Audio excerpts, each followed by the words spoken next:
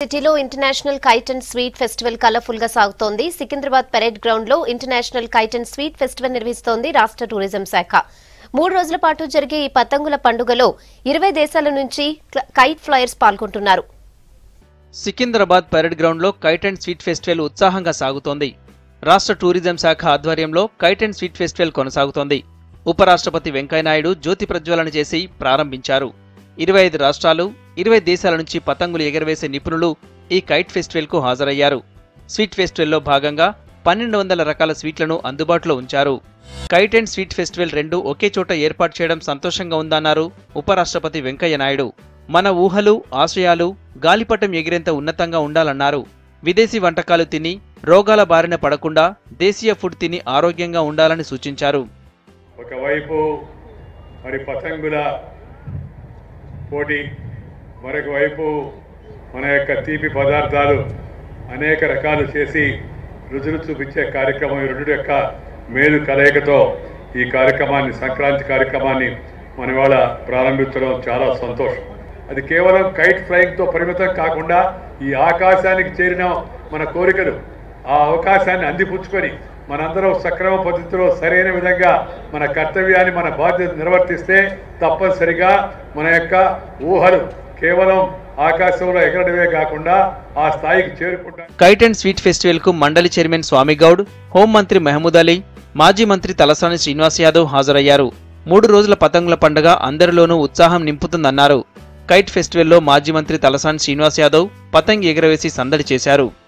Kite festival is an exciting 3 days festival celebrated with fun which coincides with Makra Sankranti, a harvest festival. With this while congratulations the organizers of the Kite festival. I wish all the participants a happy Pongal. International కే రాజధాని నగరం, అంతర్జాతీయ నగరంగా పేరొందిన ఈ రాజధాని నగరం అన్ని రాష్ట్రాల ప్రజలు ఈ హైదరాబాద్ లో ఉన్నటువంటి వారు ఈ రోజు స్వీట్లు చేసి కొన్ని వేల స్వీట్ల షాపులను నిర్వహించడం అనేది నిజంగా మాటల్లో చెప్పలేనటువంటిది. గత 4 ఏళ్లుగా రాష్ట్రంలో ఇలాంటి ఫెస్టివల్ ఎప్పుడూ జరగలేదన్నారు CS SK Joshi. Kite and sweet festival ను సందర్శించిన ఆయన హైదరాబాద్ మినీ భారత్ అన్నారు.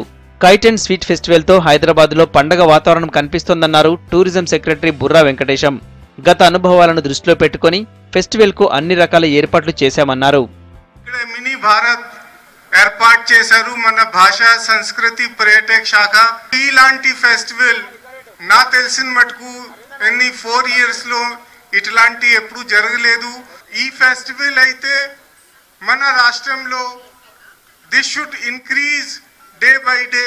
తో మరింత బాధ్యతాయుతంగా, మరింత ఆనందపరవశంగా ఈ కార్యక్రమాన్ని రూపుదిద్దడానికి వారి సలహాలు సూచనలు, వారికి మార్గదర్శకత్వం పనిచేస్తుంది.